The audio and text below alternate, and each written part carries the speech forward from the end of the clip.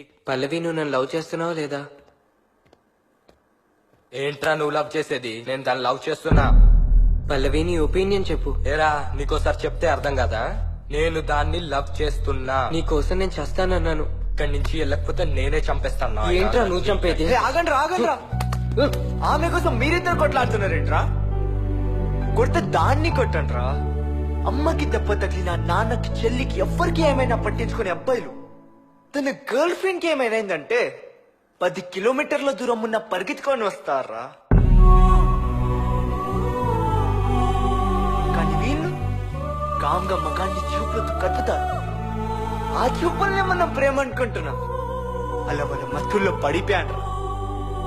కాదు, పడేసింది.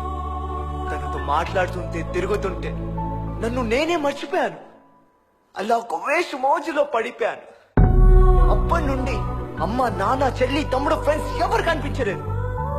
అంతా ఆ అమ్మాయి.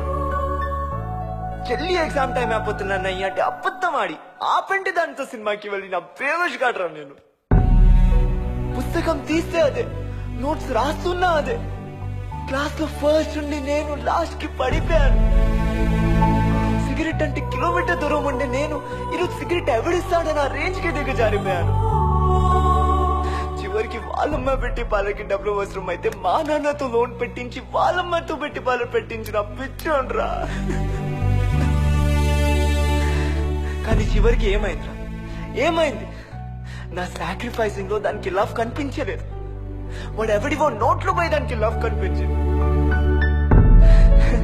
లవ్ అనేది మనసులో నుంచి నోట్ల మీదకి ఎప్పుడో వెళ్ళిపోయిందిరా, ఎప్పుడో వెళ్ళిపోయింది.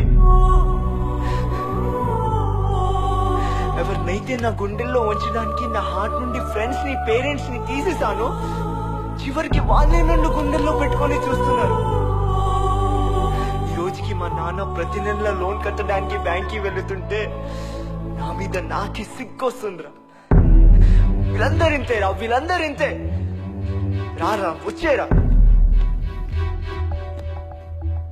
ఒరేయ్, ప్రతి తల్లిదండ్రులు వాళ్ళ అబ్బాయిల్ని పిలిచి అమ్మాయిల్ని ఏడిపించకండి పాపమని చెప్తారా? అలాగనే ప్రతి తల్లిదండ్రులు వాళ్ళ అమ్మాయిల్ని పిలిచి అబ్బాయిల్ని ఏడిపించకండి పాపమని చెప్తే ఏ అబ్బాయిలకి సిచ్యుయేషన్ రాదురా. ప్రాణం తీసే పాయిజన్ 10 నిమిషాలు టైం ఇస్తుందిరా. వీళ్ళు ఆ టైం కూడా ఇవ్వరు.